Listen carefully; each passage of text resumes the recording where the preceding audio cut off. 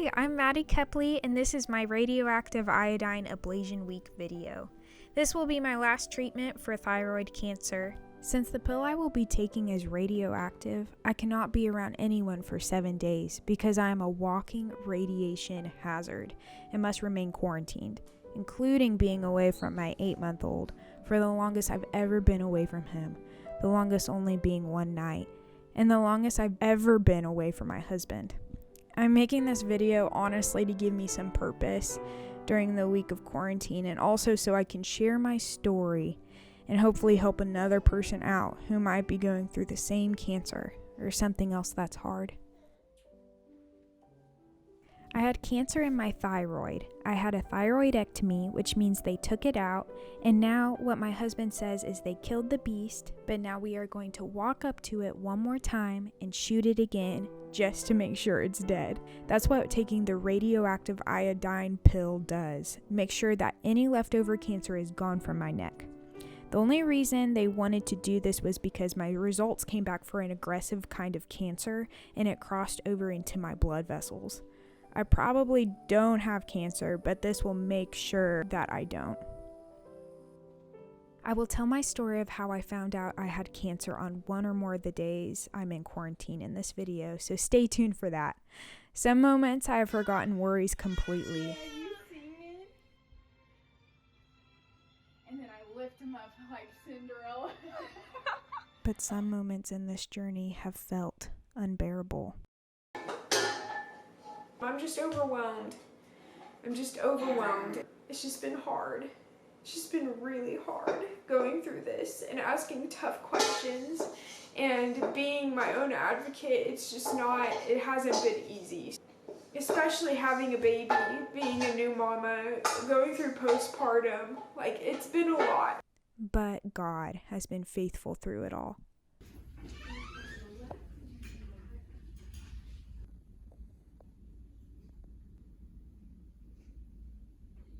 I just got the injection and it went really well, and so far I don't have any side effects. They said that I could leave right away, but I was a little bit concerned because another nurse told me that they wait 15 minutes to make sure that everything's okay. So I asked them, can I wait about 15 minutes to see if I have any side effects? And they said, yeah, if that makes you feel more comfortable. And hopefully I feel fine. The first injection of Thyrogen is done. I'll have another injection tomorrow.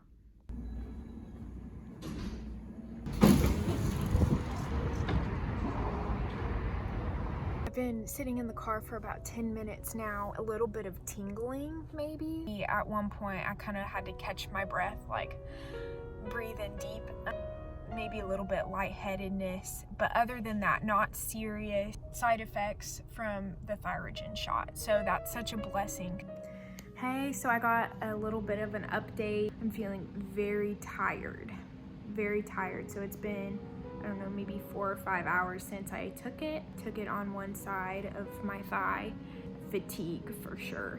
Also, somebody said on Reddit the dimmer switch was turned low on their vision, their life, like everything just seemed kind of foggy. I can agree with that. Like, it just seems kind of weird. It's hard to explain, but I just feel weird. On the way home, I was a little bit nervous driving because all of a sudden, like, my heart started racing and I was afraid that I was gonna pass out. Tomorrow, I'm going to make sure to stay in the waiting room for about an hour while my mother-in-law watches my baby Ellis, just to make sure that I'm okay before I leave. I just took my second Thyrogen shot, and so far I feel so much better than I did yesterday. Hopefully I won't feel super tired also. So far I do not feel tired, so yay, better than yesterday. I read online that it's good to open up your saliva glands so that the radiation won't go towards your taste buds and so that you won't lose your taste. I bought some lemon heads, 4 for $4 at Walgreens.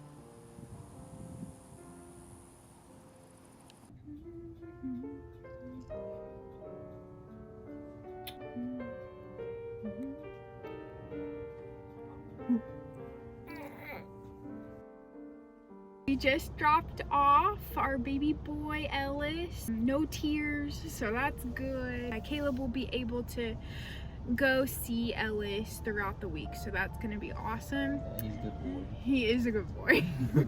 And my mom is taking care of him, and it was so sweet because I got to rock him to sleep. And I am gonna miss him, but knowing that he's in good hands is very comforting, and knowing that Caleb's gonna visit him every night is also very comforting. So Because he's a good boy. because he's a good boy.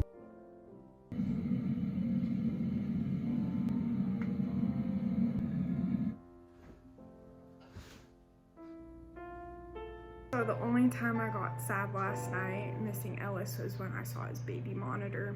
Oh, he's not there. Oh. I'm doing good, but it was a big teary-eyed moment where it was like, where's my baby? It's weird, but he's with my mama, and I know she's gonna take good care of him. So today's the day. Hopefully this is the last cancer treatment I ever have. So just imagine, instead of Harry Styles, it's this guy.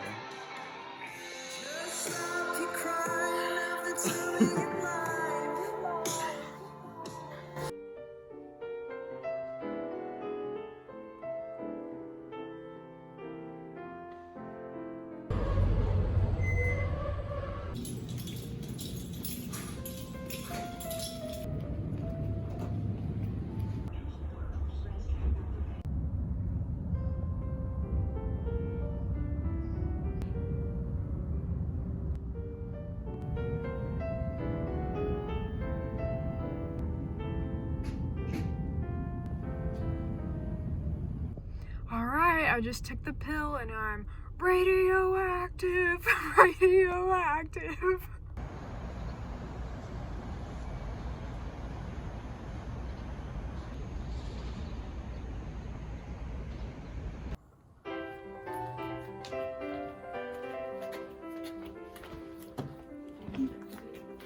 Yeah, I could eat. Yeah.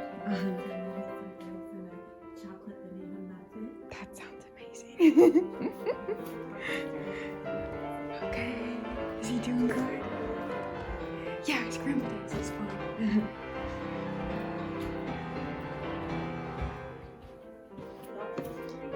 Yes. Oh my god.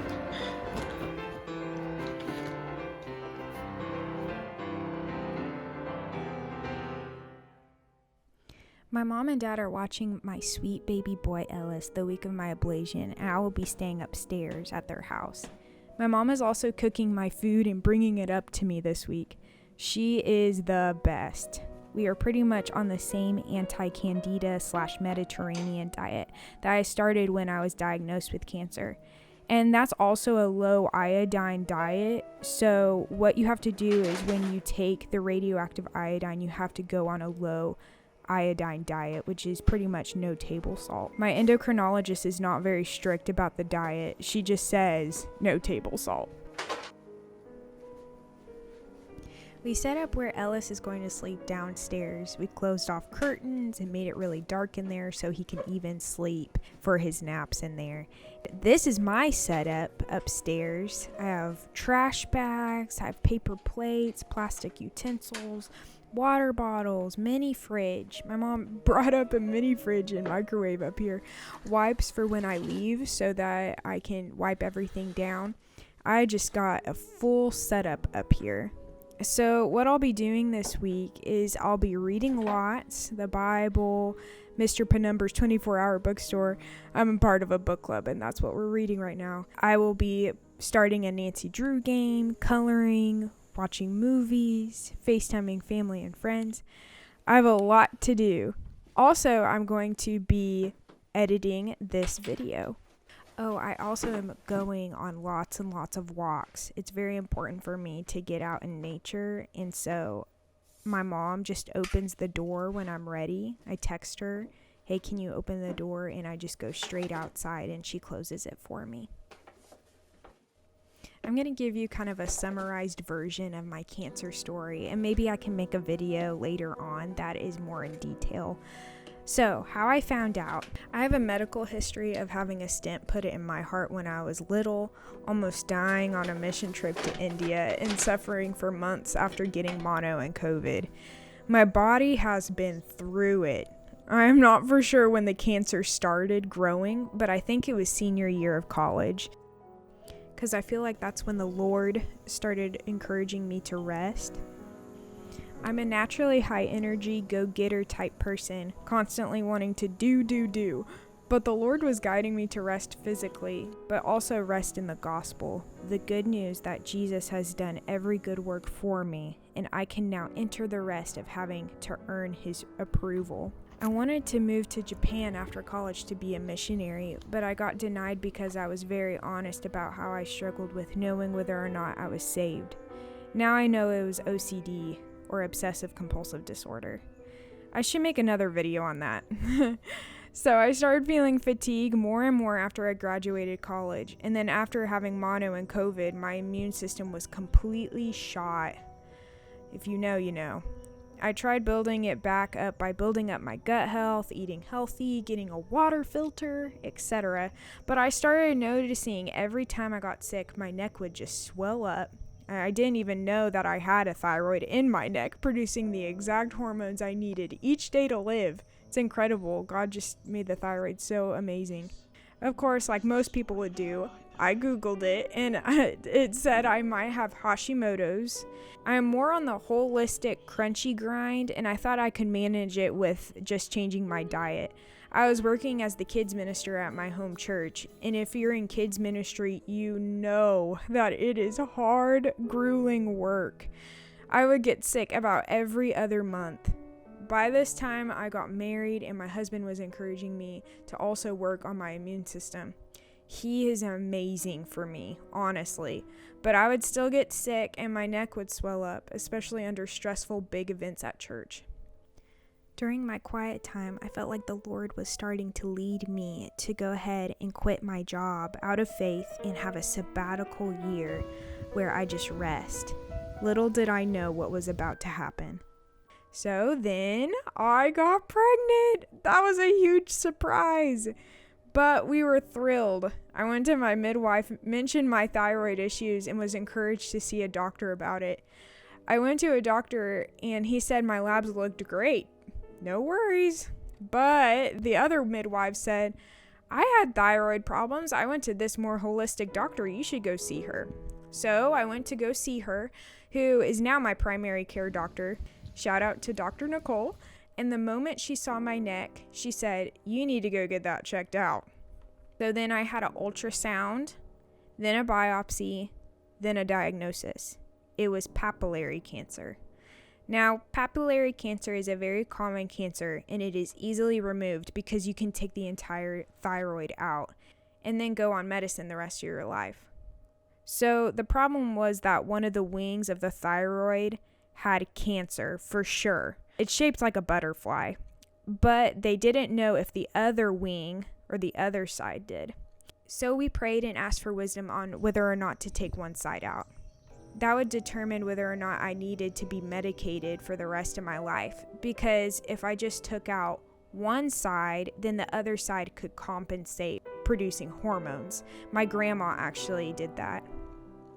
Or we would have to decide to take both sides out. So it was hard because I was hearing two different sides. The crunchy, more natural side was telling me to keep it. The medical endocrinology side was telling me to take it out, even to the point of my surgeon cussing at me. Finally, after checking, praying, check, praying, we decided to take both sides out because the risk would be if I didn't, and it looked like my other side was enlarging or my lymph nodes were growing, I would have to go back into surgery anyways. Lo and behold, I had a tiny amount of cancer, teeny tiny amount of cancer on the right lobe, so it was a God thing. We decided to take both out. God swayed my opinion in prayer. I'm so thankful. I would have not found out I had cancer if it were not that I got pregnant, because I would not have met that midwife to encourage me to get it checked out. Shout out to Karis. Ellis saved my life. I have a feeling he will save many more in his lifetime. The second half of my pregnancy was figuring out doctor stuff, paying bills, making plans. Honestly, it was a little stressful. We were also kicked out of our midwifery because I was too high risk having cancer. By God's guidance, a doctor reached out to me who wanted to deliver our baby. Shout out to Dr. Gruel. I had Ellis on December 13th, 2023, and had my surgery on February 1st, 2024. Talk about my body going through whiplash. Caleb set up women to come to our home and help cook, clean, take care of Ellis, and tend to my every need in the weeks after Ellis was born, all the way through February. I am eternally thankful for those women. You know who you are. Thank you. After recovery from surgery, we received word that I needed the ablation because the results came back for a cancer that was mutating, or an aggressive kind of cancer. So half a year later, here we are. God has been so incredibly good and patient with me through this whole entire thing. I've been actually a mess most of the time, either obsessively asking God to miraculously heal me or despairing. But He has surrounded me with incredible people to help me hold on to Jesus, and really to remind me that Jesus is the one holding on to me. This has also taught me that this place is really not our home. I was crying out day and night in Jesus' name for Jesus to heal me miraculously. But my friend Heather reached out and was like, "Hey, I feel like God wants you to know that you can stop asking Him. He has heard you." That made me laugh. It actually gave me so much peace. So no matter the outcome, it was His answer. His answer to me was not to heal me miraculously, but to heal me with modern medicine. I hope that encourages someone watching, because it really stressed me out at first with my black and white thinking.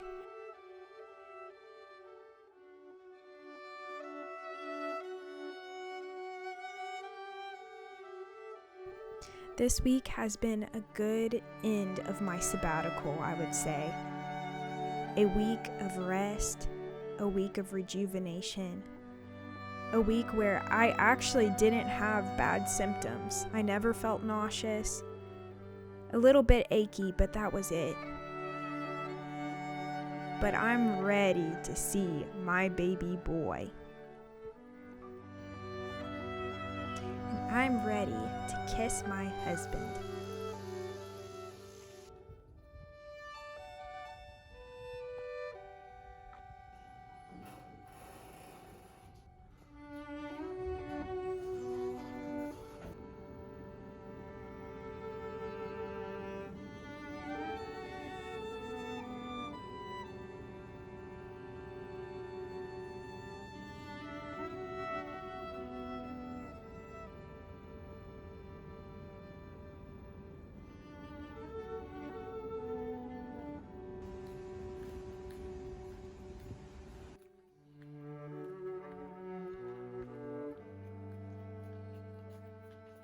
Which way?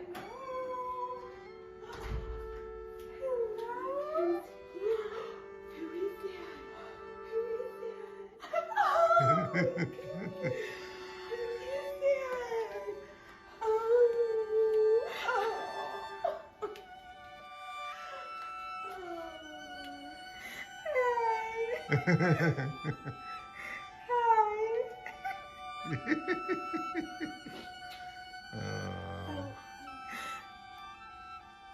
Oh man, it's so good to see you.